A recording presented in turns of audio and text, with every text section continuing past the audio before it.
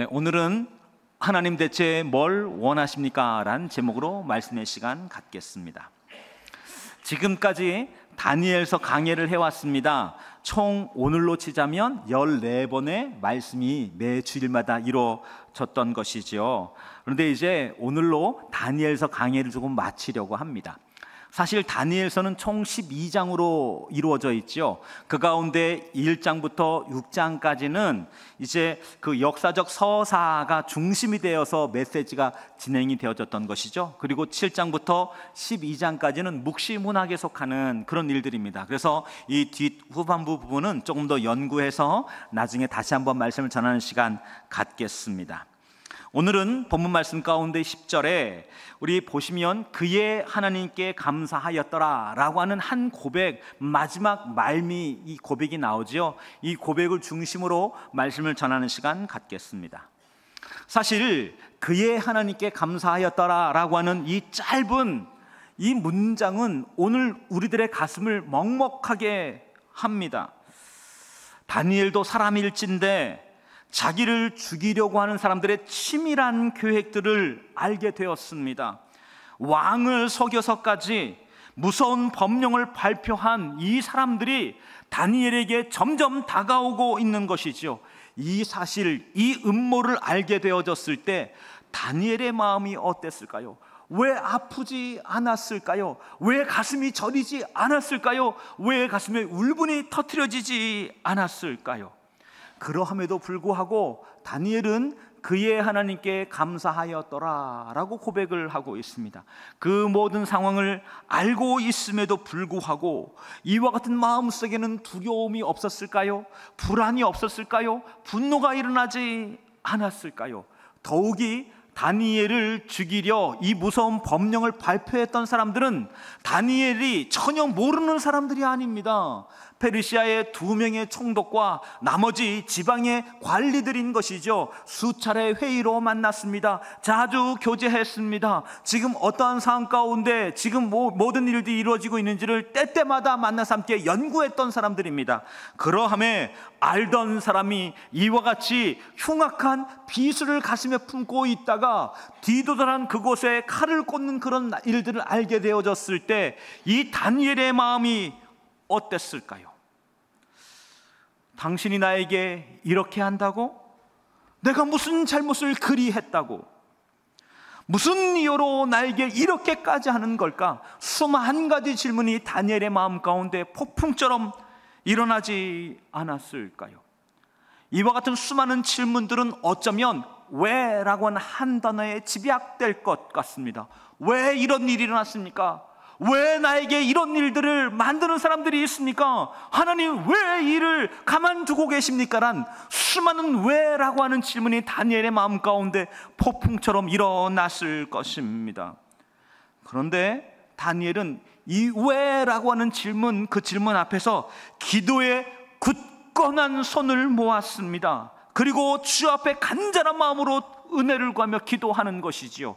그런데 그 기도의 내용이 기가 막힙니다. 기도의 내용을 무엇이라 성경은 소개하였습니까? 그의 하나님께 감사하였더라. 다니엘의 기도는 감사로 가득했습니다. 타국에서 어린 시절 끌려와서 포로가 되어졌고 노예가 되어졌습니다. 모진 운명을 때때마다 맞이했던 것이지요.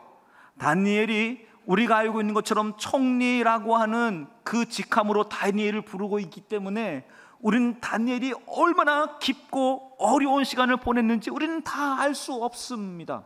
하지만 이와 같은 오늘날 현대 시대에 더욱이 인권이 인류 역사상 가장 보장되는 시대 속에서도 피부색이 다른 것만으로도 얼마나 많은 차별이 일어납니까?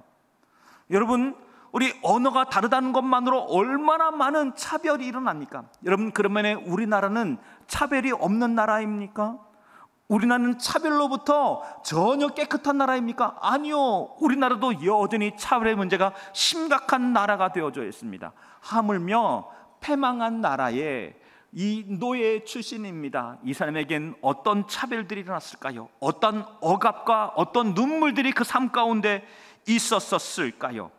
그리고 심지어는 그 차별 넘어서서 하나님을 믿는다는 그 신앙 때문에 죽음의 함정에 빠지게 된 것이지요. 여러분, 그렇다면 그 상황이라면 충분히 하나님께 원망할 만한 상황입니다. 하나님, 제가 사람들은 차지해 두고 사람들은 생각하지 않고 하나님 앞에 섭섭합니다. 하나님, 제가 무엇을 잘못했습니까? 저 평생토록 하나님 앞에 충성했던 삶입니다. 신실했던 삶입니다. 제가 단 한 번이라도 눈 허튼 데 두는 거 보셨습니까? 하나님 아시지 않습니까? 어떻게 이제는 저의 인생의 마지막이 사자밥입니까? 라고는 울부짖음 속에서 이 다니엘은 분노를 터뜨릴 만한 상황이 충분합니다. 그 이유가 충분한 것이지요. 그런데 다니엘은 감사 기도했다는 것입니다. 그렇다면 우리는 이런 생각이 듭니다. 감사 기도, 진짜 감사 기도는 어디에서 시작되는 것인가? 여러분, 참된 감사는 무한 긍정의 마인드에서 시작되는 게 아닙니다. 좋은 게 좋은 거라고, 나 그냥 불평하지 않겠어, 내 운명 그냥 맞이하겠어, 그리고 좋은 거 찾겠어 라는 마음으로 감사 기도가 시작되어지는 것이 아닙니다. 지금 다니엘은 말씀드렸던 것처럼 자기의 모든 상황을 다 알고도, 왕의 조서의 내용이 누구를 향해 다가오고 있는지도 다 알고도, 모든 것을 알고 다 감사기도 했다는 것입니다.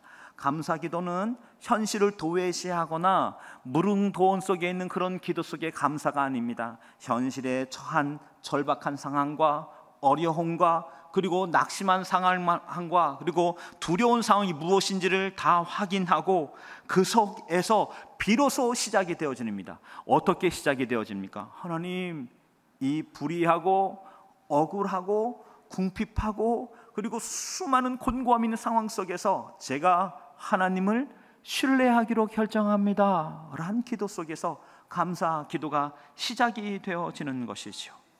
그래서 이와 같은 이 감사 기도 속에 주의 마음을 구하는 다니엘이 오늘 그 현장 앞에 있는 것을 우리는 보게 되는 것이죠.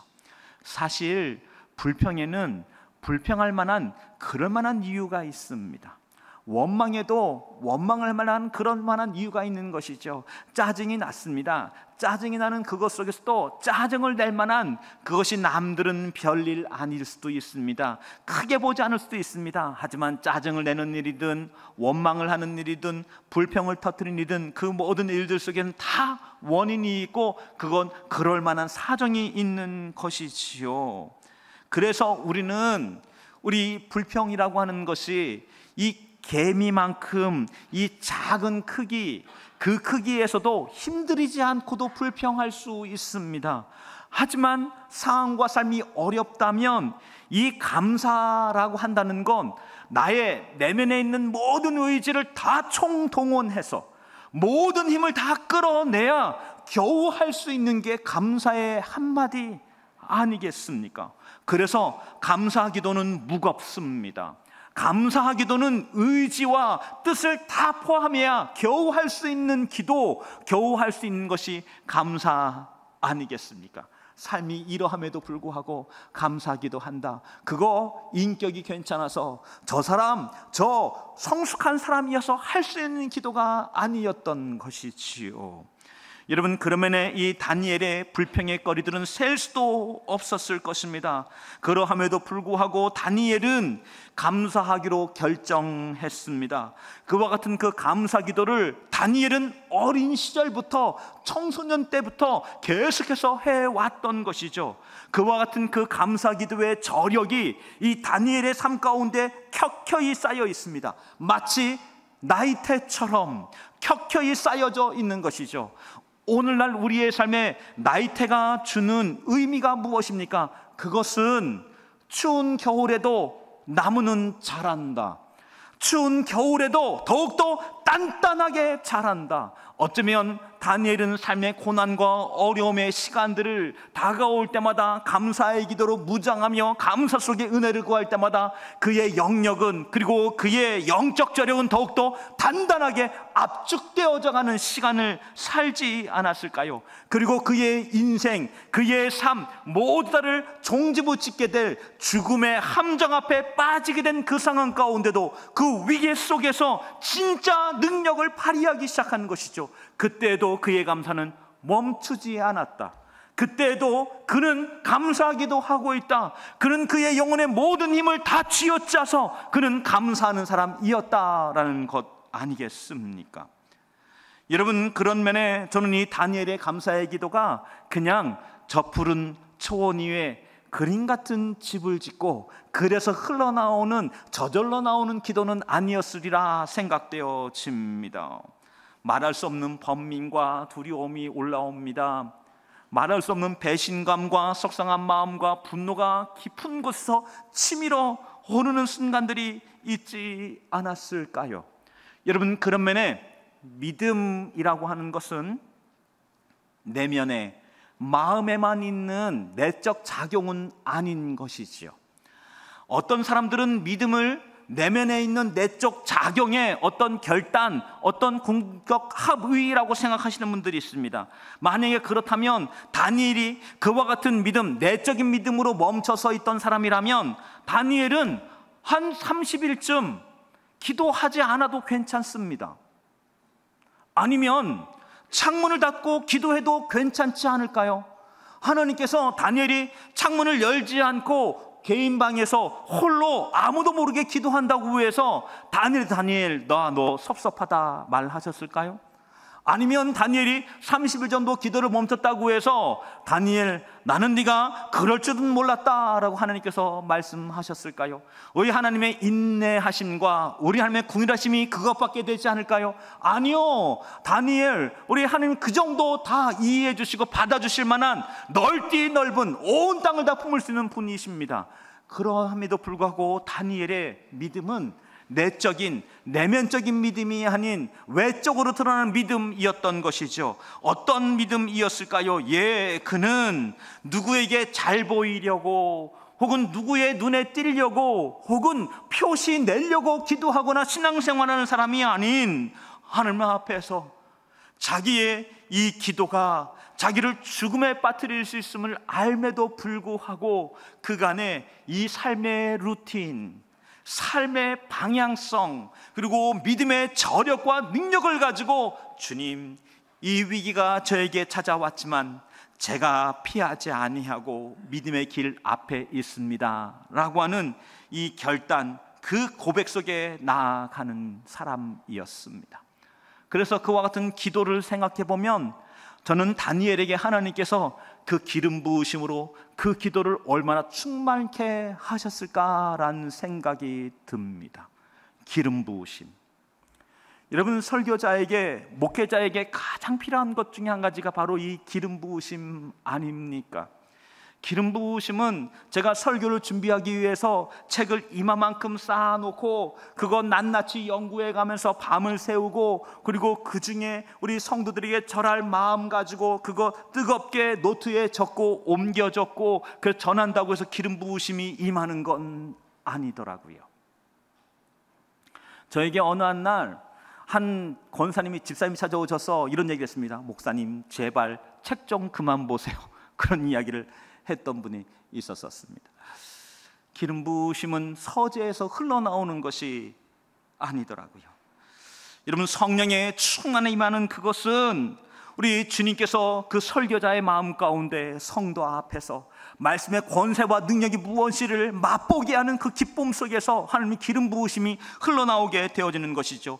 그래서 말씀은 기도 속에서 선포되어지고 기도 속에서 만들어져야 되는 것 아닙니까? 그와 같은 말씀이 우리 설교자를 통해 전파되고 나눠지게 될 때 이 말씀은 다이너마이트가 되어지는 것이죠. 딱딱하고 굳은 마음의 외피를 벗겨버리고 거기에 복음의 심장이 담겨진 메시지와 능력을 통해서 가슴 가슴 깊은 곳에 말씀이 터트려지는 것이죠. 그와 같은 그 순간 세상 알 수 없는 위로를 받게 되어지는 성도가 있는 것이죠. 때로는 깊은 책망을 갖게 되어지기도 합니다. 내가 말씀 앞에서 어떤 삶을 살아왔나 고민한 그 고민 속에서 말씀이 심장을 두근거리고 터트려서 말씀으로 새로운 회개 기도가 일어나게 하는 권능을 일으키는 것, 그것이 기름 부으심 속에 나타나는 은혜의 일 아닙니까?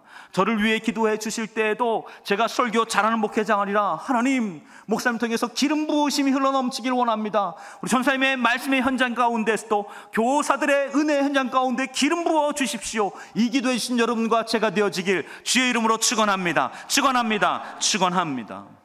여러분 때문에 이와 같은 이 기름 부으심은 성도님의 삶의 현장에 있는 문제로 인하여서 어린아이와 같이 떼쓰며 주 앞에 기도합니다. 하지만 문제 앞에서는 거인처럼 가슴이 일어나며 담대함으로 문제를 바라볼 수 있게 되어지는 것이죠. 기름 부으심은 천재에게 주어지는 재능이 아닌 것이지요. 기름 부으심은 학문의 전당에서도 찾을 수 없는 것이지요. 어떠한 화술로도 기름 부으심을 내 것으로 만들 수 없는 것이지요. 어떠한 사업가 갖고 있는 그 다양한 이력을 가지고 거래와 조건으로 기름 부으심을 대체하거나 혹은 만족시킬 수 있는 것이 아닌 것이죠. 삶에 어떠한 정통성 있는 어떠한 권위를 갖고 있는 사람도 그것을 내가 기름 부으심이라고 말하였다고 하여서 기름 부으심이 임하는, 기름 부으심이 임재되어지는 것은 결코 아닌 것이죠. 기름 부으심은 하나님의 선물입니다. 기름 부으심은 사자에게만은 하나님의 인장 반지인 것이지요. 선택받은 자에게 하나님께서 부으시는 마치 기사의 자기와 같은 놀라운 은혜의 현장이 기름 부으심 아닙니까? 때문에 사랑하는 성도님들 삶의 현장 가운데 문제 앞에서 하나님 저에게 기름 부음, 그 어노인팅을 더해 주십시오. 기도하시는 여러분과 제가 되어지길 주의 이름으로 축원합니다. 뿐이겠습니까? 기름 부으심의 충만함과 은혜로 우리의 삶의 문제 속에서 주님, 이것이 주께서 말씀하셨던 기름 부으심의 충만함입니까? 주님 주시는 희락입니까? 담대함입니까? 우리 영혼을 부유케 하신 하나님 그 성경 속의 만나입니까를 경험하는 여러분과 제가 되어지길 주의 이름으로 축원합니다. 축원합니다. 축원합니다. 여러분, 때때로 어떤 누군가의 뜨거운 열심은 주변에 있는 사람들에게 선한 영향력을 주고, 그리고 어떤 사람들의 마음을 뜨겁게 일으키기도 합니다. 어떤 사람의 천지적인 재능이나 달란트들은 사람들의 마음에 감동을 주고 그 위대성이 드러나게 하는 것이지요. 어떤 사람의 고결한 지혜나 사상이나 번뜩이는 재치들은 때로 빛을 발하게 되는 것이죠. 저같이 무능하고 연약한 사람도 누군가의 메시지와 그리고 번뜩이고 천지적인 지성을 만나게 될 때 감탄하게 되어지는 것이지요. 그러나 죄의 사슬을 끊을 수는 없습니다. 절망의 족쇄를 끊어낼 수는 없습니다. 죄의 사슬 앞에 죄를 직면할 수 있는 믿음의 마음을 주지는 않습니다. 성령의 은혜와 임재 속에서 죄의 사슬이 끊어지며 절망과 두려움이 벗겨지며 주의 임재 속에서 담대히 마주할 만한 용기와 도전을 더해 주는 것이지요. 때문에 이와 같은 이 기름 부으심 앞에 재능과 번뜩이는 아이디어와 그리고 천재적인 달란트와 재능들, 이 모든 것들은 때로 무릎을 꿇게 되는 것 아니겠습니까? 여러분, 여기 이 다니엘 한 사람을 보고 있노라면 그 기름 부으심 은혜 속에 인생을 걸었던 사람인 것 같습니다. 사실 한편으로 바라보면 인간적으로 다니엘의 삶 가운데 그 마지막 현장은 너무나 아쉽고 너무나 안타깝고 그리고 말할 수 없는 마음 깊은 곳에 이건 그 귀중한 사람이 처참하게 버려지는 것 아니야라는 생각이 드는 대목이 다다르게 되어지는 것이죠. 저 한 사람이 지금까지 걸어왔던 그 놀라운 발자국이 얼마나 많은 유대인들의 마음 가운데 희망의 등불이 되어졌을까요? 바벨론과 페르시아 시대에 있었던 수많은 핍박과 고난과 고민들 속에서 얼마나 많은 용기를 주었을까요? 그런데 그 마지막이 사자굴, 사자밥이라 생각할 때 얼마나 많은 사람들이 실망하고 실족 하게 되어졌을까요? 그러면 이 신앙 하나 때문에, 기도 하나 때문에, 그거 포기하지 않는 믿음 때문에 사자굴 앞에 들어가게 된다라고 말하는 건 어쩌면 낭비일 수 있는 것이지요. 어쩌면 허비일 수 있는 것이죠.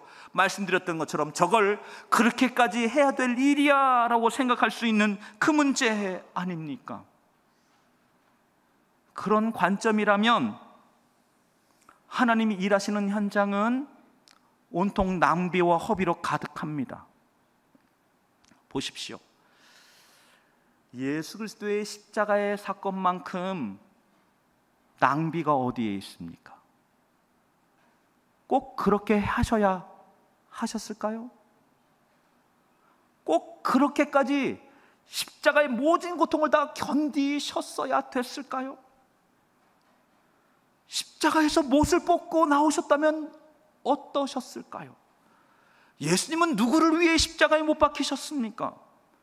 예수님을 응원하는 사람, 예수님을 안타까이 여기는 사람, 예수님에서 눈물을 흘리는 사람만을 위한 것입니까? 예수님을 배반한 사람, 예수님에게 침을 뱉은 사람, 예수님에게 채찍질을 때린 사람, 예수님에게 모욕을 준 사람들이 있었습니다. 이 정도까지는 그래도 예수님과 마주쳤다 합시다. 만나보았고 얼굴을 보았다 합시다. 그런데 예수님의 십자가는 도무지 단 한 번도 본 적이 없는 세상, 도무지 단 한 번도 만 적이 없는 사람들, 도무지 단 한 번도 부딪힌 적이 없는 그 모든 사람들의 그 연약함, 그 상함, 그 모든 일들을 위해 그렇게까지 십자가를 치셔야 되셨던 것이죠. 더 많은 방법, 더 효과적인 방법이 있을 수 있음에도 불구하고 예수님은, 하나님은 십자가를 가장 처참한 방법을 통해서 그 사랑을 허비하시는 하나님을 보게 되는 것이죠. 그래서 우리는 그 십자가를 통해서 하나님의 사랑을 만나게 되는 것 아닙니까?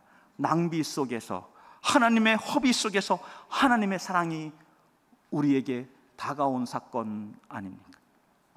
다니엘 역시 인생의 측면으로 보면 낭비이고 허비입니다.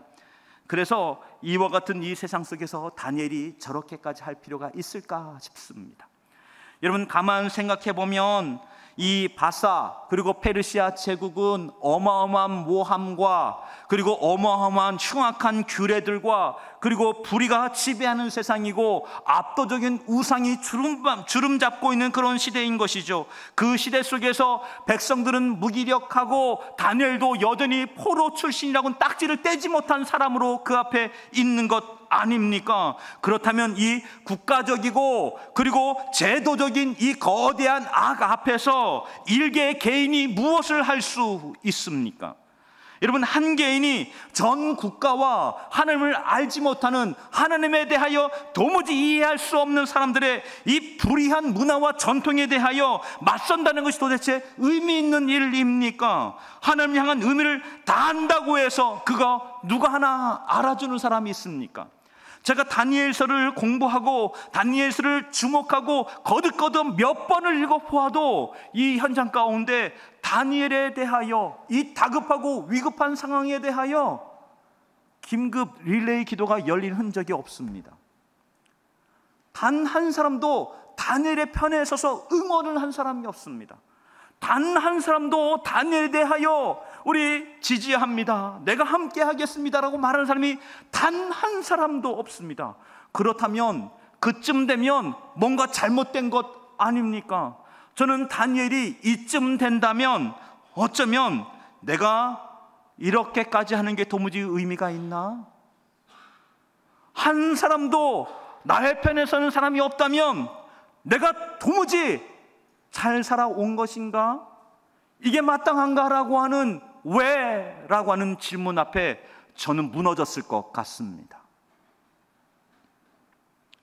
다니엘은 아무리 애써도 변화되지 않는 삶, 아무리 발버둥 쳐도 의미가 없는 것 같은 그 삶에 대하여 고민하며 그 속에 결단을 내렸던 것이죠. 한 가정에서 어린 아들과 엄마가 이런 대화를 합니다.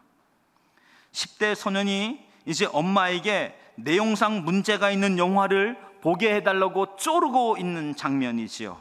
엄마가 말합니다. 안 돼, 철수야. 그 영화는 허락할 수 없다는 걸 너도 알잖아.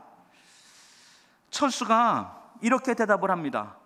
엄마, 내가 그 영화를 보지 않는다고 해서 그 영화가 극장에서 사라질 것 같아요? 여러분, 철수가 무슨 말을 한 것입니까? 한 개인의 노력으로 아무런 변화가 없으니 그 노력조차도 무의미하다라고 하는 그런 이야기 아닙니까? 그래서 사람들은 옳지 않아 보이는 일들에 대해서도 방관하고 묵인하지요. 심지어는 불의한 일에 직접 가담하기도 하지요. 그 일이 잘못될지언정, 잘못할 일이언정 그게 관행이라고 말하지요. 무엇 때문입니까? 한 사람이 반대한다고, 한 사람이 다른 뜻을 취한다고 해서 달라지지 않는다는 믿음이 있기 때문에 그런 것이죠. 달라지지 않을 거다라고 하는 믿음이 확고하기 때문에 그런 것 아니겠습니까? 이런 저희들의 세상에, 우리들의 삶에 대하여 다니엘은 다른 대답을 내놓았습니다. 우리의 노력이 아무런 변화를 일으킬 수 없을 것 같은 그 순간에도 굳건히 주님을 향한 충성의 길을 걷겠다, 충성의 삶으로 살아가겠다, 신실함을 주목하신 하나님 앞에 나는 신실함으로 응답하겠다라고 하는 결론을 다니엘은 저희들에게 보여주고 있는 것이지요. 여러분, 다니엘의 이 고백 속에서는 하나님은 신실하시다, 하나님은 역사하신다, 하나님 우리를 구원하시다는 고백이 담겨져 있는 믿음의 깊은 고백이 있기 때문에 그런 것이죠. 그래서 다니엘서는 하나님의 구원을 보여주는 책이기도 하지만 믿음의 사람들에게 용기를 주는 책이기도 합니다. 여러분, 그것은 무엇입니까? 주님은 바꾸십니다. 주님은 변화시킵니다 라는 고백을 다니엘이 갖고 있기 때문 아닙니까? 옆에 우리 뭐라고 쓰여져 있습니까? 복음은 모든 것을 새롭게 한다. 여러분, 정말 복음은 모든 것을 새롭게 합니까? 우리들의 가정에 찢긴 상처 속에 복음은 정말 새롭게 변화시키십니까? 진로가 막혀있는 우리의 삶에 대하여 복음은 정말 새해를 행하십니까? 직장의 문제들 속에서 복음은 정말 놀랍게 새로운 일들을 만들어 가십니까? 우리 지역, 포항 지역 가운데 주일은 새로운 도시를 만들 꿈과 역사를 지금도 그 일을 행하고 계십니까? 여러분, 주님이 정말 저희를 다스립니다.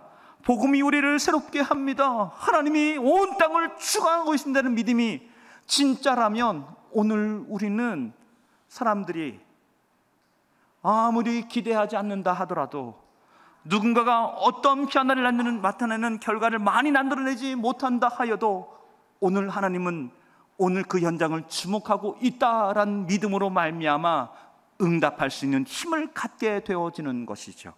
저희 교회가 이 비전의 피오를 마음에 담아서 하나님, 저희 교회를, 그리고 우리 가정을, 그리고 직장과 일터를, 학교를, 이 도시를 변화시켜 주십시오.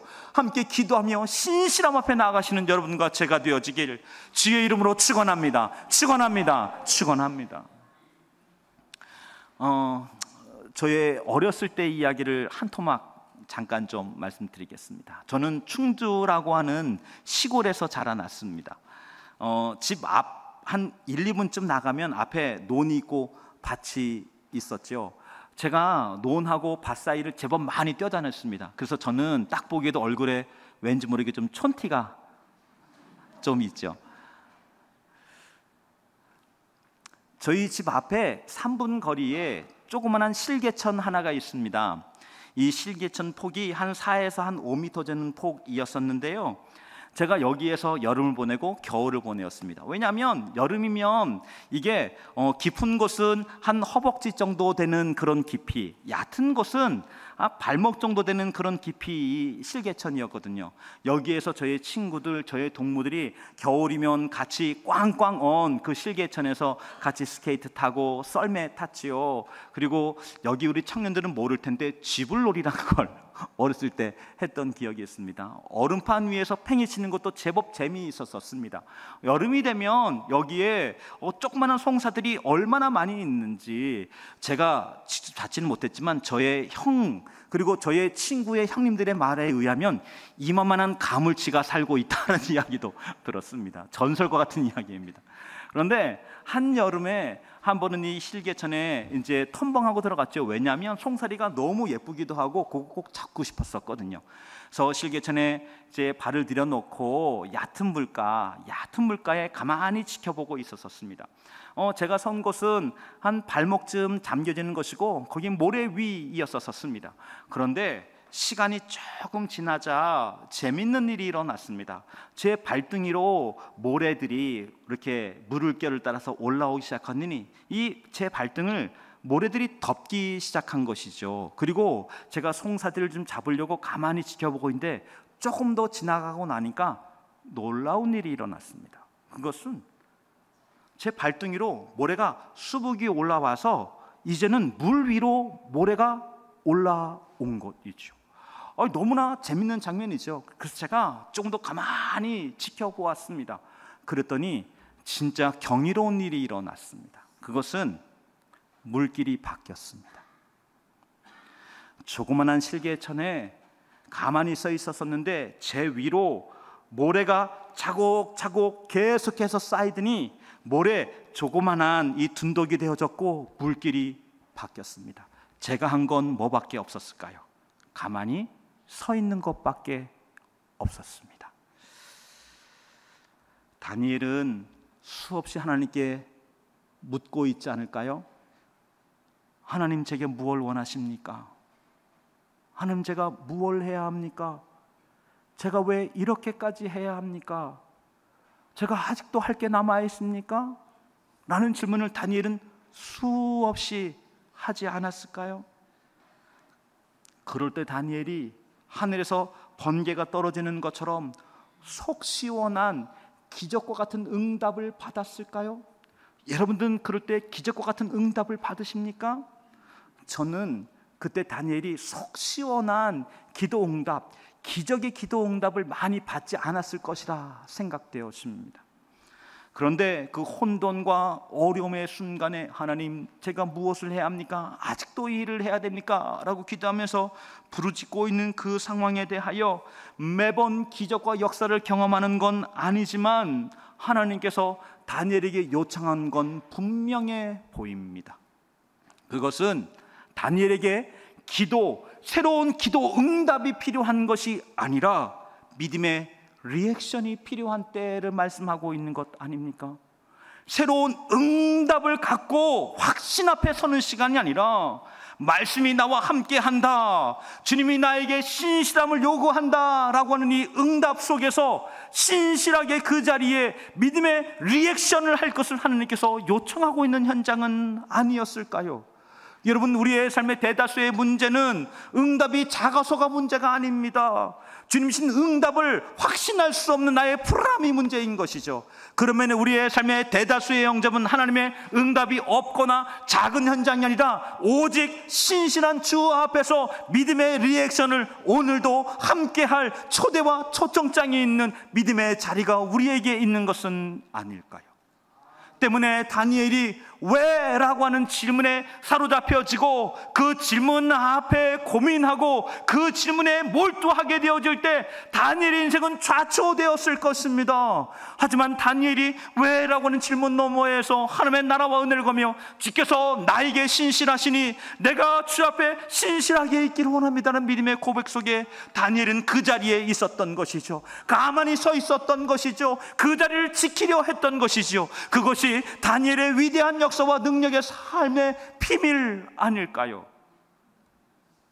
여러분, 때로 우리의 삶의 가정들 속에서 직장의 상사가 도무지 바뀔 것 같지 않습니다. 결혼 생활의 환경이나 아내와 남편의 관계나 자녀 문제가 도무지 해결될 것처럼 눈에 보여지지 않습니다. 내 삶의 문제가 도무지 개선되어질 것 같지 않습니다. 여러분, 그와 같은 그 순간에 우리는 무엇을 해야 합니까? 하나님, 저에게 응답 주십시오. 하나님, 저에게 응답해 주십시오. 이 기술식의 은혜를 구하지만 오늘 그때 진짜 우리에게 필요한 건 믿음의 리액션 아닐까요? 다니엘처럼 그 자리에 꿋꿋이 서서 그 자리를 지키고 있는 한 사람의 이 놀라운 믿음의 결단이 얼마나 놀라운 일을 행하는 삶의 현장이 되어질까요? 제가 알고 있는 한 집사님이 있습니다. 너무나 사랑하는 집사님. 우리 집사님 남편, 우리 바람을 몇 번 폈습니다. 앞에 수없이 많이 기도합니다. 하지만 그 앞에서 하나님께서 주신 응답이 있습니다. 때문에 의심하지 않고 때마다 들어오는 수많은 이야기들 속에서 주님, 제가 이 자리에 서 있겠습니다. 그 가정을 지키고 있는 우리 집사님이 계십니다. 우리 자녀들이 엄마에게 묻습니다. 엄마, 이제 그만해도 돼. 하지만 이 엄마는 믿음의 소망과 약속을 가지고 주님께서 나에게 주신 이 가정을 향한 하나님의 부르심 앞에서 그 자리에 서 있는 것이죠. 지금 계속 서 있습니다. 버텨내고 있습니다. 견뎌내고 있습니다. 얼마나 경이로운 순간입니까? 저는 우리의 삶의 이 시간을 바라보면서 믿음이란 기적을 바라는 삶이 아니라 오늘 주신 응답을 가지고 그 자리에 버티고 서 있는 것, 그것이 믿음 아닐까라는 생각을 하게 됩니다.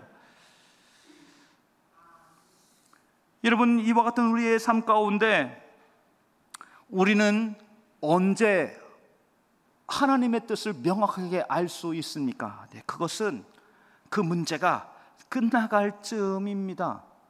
그 문제가 해결될 즈음 되어서야 하나님께서 그래서 나를 그 자리에 세워주셨구나, 그래서 나를 거기에 있게 하셨구나를 깨닫게 되는 것이지요. 여러분, 여기 다니엘이 있습니다.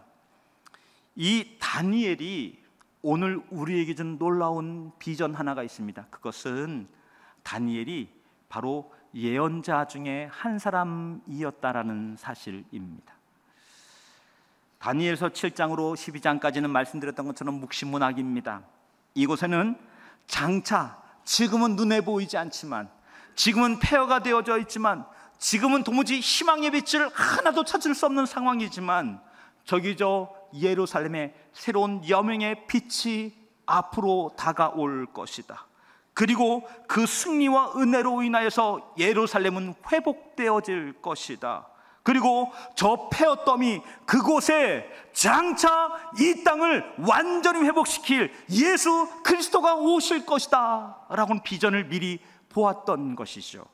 여러분, 그런 면에 여기 다니엘은 육신의 눈으로 그의 삶과 처지를 바라보고 저기 저 예루살렘을 바라보고 있노라면 분명히 폐허더미가 맞습니다. 하지만 육신의 눈이 갖고 있는 이 한계를 넘어서서 믿음의 눈으로 저기 저 예루살렘을 바라보게 되어지고 이 땅을 바라보게 되어지고 나의 삶의 문제를 바라보게 되어질 때 그 세상의 이면에 있는 하나님의 역사하심과 인도하심을 신뢰하며 믿음의 길을 걸어갈 수 있는 힘을 갖게 되어지는 것이지요. 이와 같은 주의 역사하심을 보는 눈은 아침 햇살의 그 신선함과 같습니다. 주님이 우리에게 새롭게 다가옵니다를 경험하는 믿음의 순간들인 것이죠. 그래서 오늘 읽었던 본문 말씀 가운데 28절 말씀은 의미심장합니다. 우리 6장 28절 말씀 같이 한번 읽겠습니다. 시작. 이 다니엘이 다리오 왕의 시대와 바사 사람 고레스 왕의 시대에 형통하였더라. 다니엘 인생에 경험했던 마지막 왕은 누구입니까? 바로 바사 사람 고레스 왕이란 사람입니다. 저 사람이 누구입니까? 상상하지 못했던 놀라운 일을 행하였습니다. 그 일은 무엇입니까? 바로 고레스 칙령이라는 것을 발표했습니다. 고레스 칙령에 의하여서 이스라엘 민족들은 자기들의 힘이나 자기들의 능력이나 자기들의 역량이나 자기들의 정치력이나 자기들의 군사력이 아닌 고레스, 페르시아의 고레스에 의하여서 그들은 자기의 고구 땅으로 돌아가게 되어지는 것이죠. 그리고 그 땅에 가서 자유를 살 수 있는 힘을 갖게 되어지는 것이죠. 그래서 이 고레스 칙령이라고 말을 하고 고고학자들은 고레스 실린더라고 하는 것이 실제 발견이 되어졌습니다. 이란 남서쪽 340 47km 하마단이라고 하는 곳이 페르시아 왕들의 여름 별장인데, 그곳에서 이 고레스 실린더, 고레스 칙령이 발견되어진 것이죠. 그 내용은 이와 같습니다. 유다의 예루살렘 성전을 건축을 허한다. 이스라엘 사람은 본토 땅으로 돌아가서 성전을 세우고 다른 지역 사람들은 그들을 도와주라 라는 그 내용이 이 고레스 실린더에 기록이 되어져 있는 것이죠. 여러분, 아마 다니엘은 자기의 인생에 이 고레스층이 발표되는 것을 보지 못했을 것입니다. 하지만 저가 보았던 것은 무엇입니까? 하나님의 신실하심, 하나님의 역사하심, 하나님의 인도하심. 세상은 어둡고 곤고함이 가득한 것 같으나 믿음의 눈으로 이 땅을 바라보게 될 때 세상 이면인 하나님의 역사가 오늘 기관차처럼 이 땅을 운영하고 계신다, 전진하고 계신다 때문에 그 하나님의 부르심과 은혜 안에 난 오늘 신실함을 살겠다라고 하는 믿음의 고백이 다니엘에게 있지 않겠습니까? 다니엘은 아마도 그 예언과 역사 속에 우리 예수 그리스도께서 그 땅에 가득히 오심을 환상 속에 보지 않았을까요? 그 땅을 회복시키실, 모든 눈의 눈물을 닦아주실, 그리고 장차 주의 나라가 얼마나 영광스러움과 존귀함으로 이 땅을 새롭게 하실 그 하나님의 아름다움을 만난 한 사람 아니었을까요? 오늘 이 한 주를 살아가게 될 때 믿음의 한 주, 주의 말씀 가지고 삽니다. 신실함으로 주 앞에 나아가는 여러분과 제가 되어지길 주의 이름으로 축원합니다. 축원합니다. 축원합니다.